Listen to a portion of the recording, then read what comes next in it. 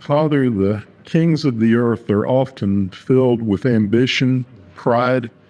They're corrupted by power as they abuse the authority that you gave them. But rather than blessing their people, they wanted only to enrich themselves. And we praise you for giving us your Son, the King of Kings. In him are hidden all the treasures of wisdom and knowledge, and his rule over creation is perfect in every way. Help us to appreciate his care for us even more as we see how sinful leaders foolishly squander what you've entrusted to them. And fill us with desire to be faithful stewards of the resources and the authority that you have given each of us as ambassadors for Christ. And I ask in his name, amen. Well, last week we began Daniel chapter 11, the most detailed prophecy that we find in the Bible. There are 135 specific prophecies in those first 35 verses. All of those were literally fulfilled in order over 2,000 years ago. And the big point in all of this is that God's word can be trusted. We can trust the Bible. It always proves true. And today we're going to turn to the rise and fall of Alexander the Great. He's the next reader that we'll study. This is Daniel chapter 11. I'll read verse 3 and 4. Then a mighty king shall arise, who shall rule with great dominion, and do as he wills. And as soon as he is arisen, his kingdom shall be broken, and divided toward the four winds of heaven, but not to his posterity, not according to the authority with which he ruled, for his kingdom shall be plucked up, and go to others besides these. When we talked about King Xerxes last time, when he attacked Greece, he got an unexpected result. The whole world hated him. You can imagine that the Greeks hated him for the destruction he caused, but even his own people hated him for what he had done. And this happened around the year 480 BC. You know his queen, it was Queen Esther in the Bible, the book of Esther. So it happened during that story. Greece was furious because of all the damage and death that he caused, and so they wanted revenge against his empire. But even the Persians realized that this attack was a bad idea. It was unprovoked. There was no reason for it. He was just trying to go after more territory and conquer more to extend what he had conquered already. So they blamed Xerxes. Alexander the Great came along years later, and he conquered and crushed the Persian Empire. This is about 115 years after that event. And when he got to Persia, he showed no mercy. This was in 332 BC. And it's because he was repaying Xerxes for what he had done to Greece years earlier. The description in these two verses, 3 and 4, it's a perfect fit for Alexander. You have a king who comes along and is granted power to do whatever he pleases. And during a period of about 4 years, starting in 334 BC down to 330, Alexander conquered Asia Minor. On our maps, we call it Turkey today. Then he moved and conquered Syria and Egypt, all the way over to Medo-Persia. And he extended the Greek Empire and eventually moved all the way to India on our maps today in that region, heading to the east, and then the troops marched back. But he really had no more kingdoms left to conquer. That was the known world, or the extent of civilization in that part of Europe and Asia at that time. So as soon as Alexander reaches the pinnacle of world power, he suddenly dies at an early age.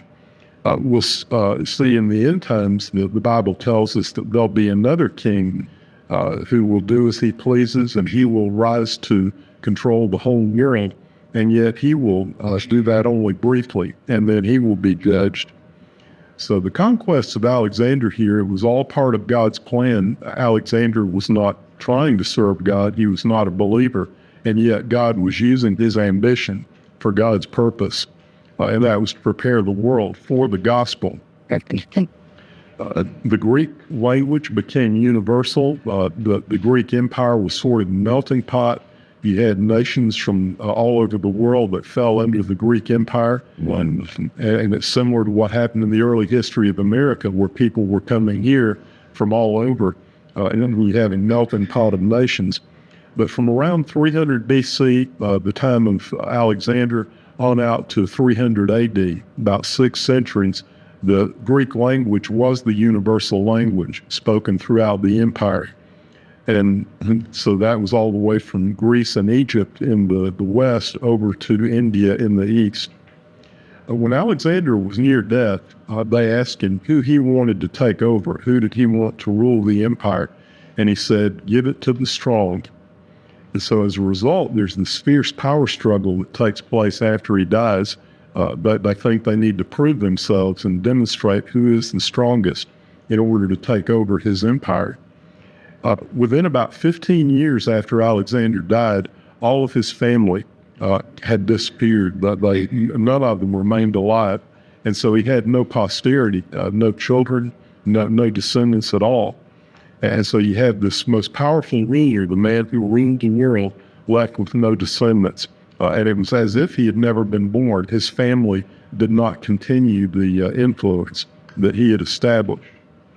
The empire was divided up into 4 sections, and so it did not go to his heirs, did not go to his children or grandchildren, and it lost power over time. It just got weaker. So there were 4 of his army generals that seized control of these different sections, and Cassander is the one who took Greece and Macedonia. That was kind of the northwest part of the empire. And then Lysimachus took the area that was called Thrace, the Balkans, Turkey. And I won't say much more about this Lysimachus, except for those of you that have been with us on Wednesday nights as we work through the 7 letters, the Church of Revelation. Lysimachus was the king of Pergamum. So that, if that sounds familiar, that's the same region that we've been studying. And Pergamum was the capital city, and then there was an entire region around it that was the kingdom of Pergamum. He was the first one to take control of that area, and then later one of his lieutenants became the ruler after he died. And then this was all 400 years before the book of Revelation, so it was long before the church was established there, around 300 BC. Now, Ptolemy is the one who took control of Egypt, and then Seleucus took Syria, Mesopotamia, that region in the east.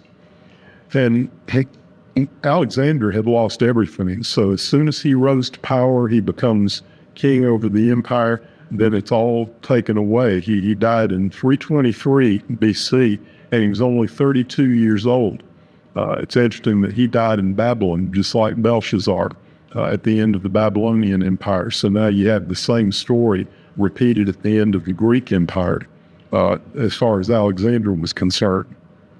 Now, the transition from Alexander's glory to his death, it was just a short step. And what it shows us is that things like fame and fortune and popularity, power, all those things are fleeting.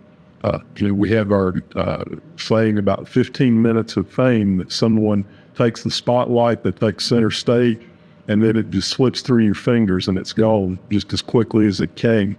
And these are all things that the world worships. The world bows down to people that are popular, powerful, rich, famous, but it's fleeting. So the strong central rule that Alexander had established over this whole empire is just shattered into those 4 pieces, and then they're weaker and they fight with each other. They're still bickering, even after his death. That continued for some time. And the division of that empire, those 4 pieces, has terrible consequences, the impact that it has on the Jewish people, on Israel. And that's really the focus. God is giving this prophecy to Daniel to explain, here's the background, this is the backstory, but the consequence, the impact is what it's going to do to the Jewish people over those years. So we'll continue now in verse 5. This is Daniel 11:5, and we're looking now at Ptolemy, who became the first king there of the Egyptian empire. He is called Soter, and then Seleucus the first, who is called Nicator. Daniel 11:5. Then the king of the south shall be strong, but one of his princes shall be stronger than he, and shall rule, and his authority shall be a great authority. So we say 2 of these 4 divisions of Alexander's empire, they become Egypt and Syria, And they had those first two kings, two of the generals, Ptolemy and Seleucus, that took control. Verse 5 is really the beginning of the struggle. So we're going to see this continue through the rest of the chapter 11. And it's between the kings of the south, the kings down in Egypt, and the kings of the north in Syria. So north and south, it's always relative to Israel. If you imagine someone in Jerusalem, they would look north to Syria, they would look south to Egypt. And that's the geographic region. And south is later identified as Egypt when we get to verse 8, so that's confirmation. Syria is not mentioned by name here, and it's because there was not a nation of Syria at that time when Daniel wrote. The specific king that we're talking about here in the south, the Egyptian king Ptolemy the first, Soter, started ruling in 323 at the death of Alexander. And the commander who became even stronger is Seleucus, and that was starting in 312. He was up in Syria. So we'll turn now to the back of the handout. This is top page 94. And Seleucus ran into some problems in Syria and had to flee. So he came down to Egypt. He was an old friend with Ptolemy, and so Ptolemy took him in and made Seleucus a ruler down in Egypt for a time. And this alliance enabled Seleucus to eventually recover his strength and regain control of the throne back up in Syria. And that second time around, Seleucus was much more successful. He had a strong political alliance at that time, and so he became even stronger than Ptolemy eventually by the end of the story. Seleucus took over Asia Minor, which we call Turkey, all the way over to India. Ptolemy continued to rule in the south down in Egypt. And these two, Seleucus and Ptolemy, were the first kings in those new empires, and so they established dynasties. Each of them had offspring, and so as you go down the line through their sons and grandsons, you'll see the next generation of kings in Egypt and Syria from these two men. And they produced the lines of rulers in Syria and Egypt who would eventually become rivals with each other. So they're competing, they're trying to outdo one another and gain territory from one another. The Seleucid dynasty, when you ever see that in history books, it's referring to the descendants of the Syrian kings that came from Seleucus. Now, the warfare between the dynasties has this devastating impact on the Jews and on the people of Israel. We've talked about on the map, if you find Egypt and then you find Syria, the strip of land right between those two nations is Israel. And so as one king struck the other and then the other one struck back, it's been described that Israel was between the hammer and the anvil. If you have this picture, maybe you've seen a movie where someone's taking a horseshoe, they heat it up in the furnace, and so the horseshoe is just glowing. It's bright orange or red color, and then they beat it with a hammer on the anvil, and Israel is like the horseshoe. So they're between the rock and the hard place. Every time someone strikes the other, they're the one that absorbs the blow. And as these two nations throwing rocks back and forth at each other, all those rocks are landing on Israel. And they just take all the bullets from both sides. So now we pick up in verse 6. This is our last verse for today, and this is the part where the Egyptian princess gets married to the king of Syria, Daniel 11:6. After some years they shall make an alliance, and the daughter of the king of the south shall come to the king of the north to make an agreement. But she shall not retain the strength of her hand, and he and his arms shall not endure. But she shall be given up along with her attendants, and he who fathered her, and he who supported her in those times. So this is about 50 years now after the death of Alexander, after those four generals take over the different pieces of the empire. And Egypt and Syria are bickering with one another. And the kings decided that what they would do to repair the relationships and to restore peace is to join forces. And the idea was to do that by intermarriage. So they were going to have the princess from Egypt get married to the king of Syria, and then that would settle the differences through that marriage. And I give you a couple of verses here where Solomon had used the same idea. This was using marriage to form alliances with other nations.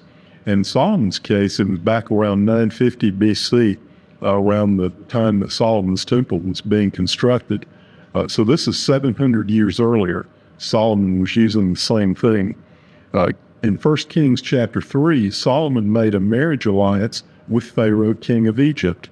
He took Pharaoh's daughter. So it's the same story, the same idea of an Egyptian princess going to marry someone north of Egypt. He brought her into the city of David until he had finished building his own house and the house of the Lord and the wall around Jerusalem. And then a little later in 1 Kings 11, King Solomon loved many foreign women along with the daughter of Pharaoh, and it goes on to list all these places where his wives came from. There were Moabite women, Ammonite women, Edomites, Sidonians, Hittite women, from the nations concerning which the Lord had said to the people of Israel, "You shall not enter into marriage with them.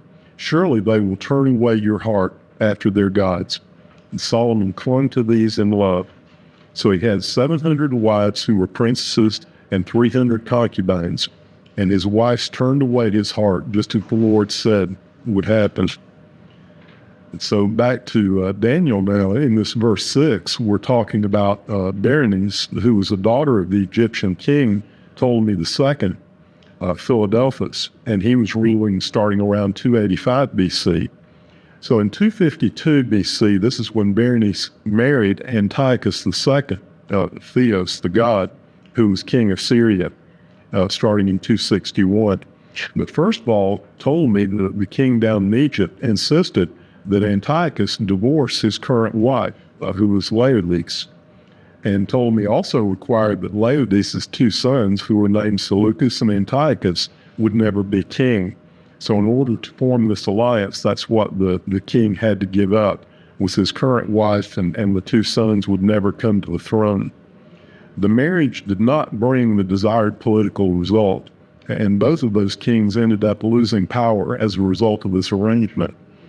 2 years later, Ptolemy died, so when that happened, Antiochus said, well, I don't have to keep the agreement anymore. He took back his first wife, his former wife, Laodice.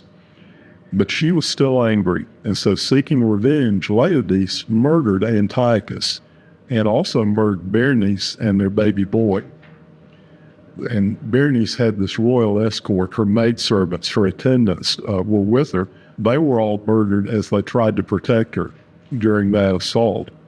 So everyone that was involved with that treaty died. The wife, her servants, her father, her husband were all killed as a result of that. And Laodice named her son Seleucus II, Callinicus, as king of Syria. So the alliance failed between Egypt and Syria. They tried to resolve their differences through intermarriage, and it just ended up making things worse. But Daniel 11, as we continue, it's going to trace this struggle forward all the way to the time of Antiochus IV, who was called Epiphanes, and he ruled in Syria starting in 175 BC. So that's a period of about 160 years from the time of Alexander in 323 BC when he died, and down to the death of Antiochus IV in 164 BC. And these verses 5 and 6 that we just covered today, that corresponds to a period of 323 BC down to 246 BC. So we've covered from the death of Alexander down to the murder of Antiochus II.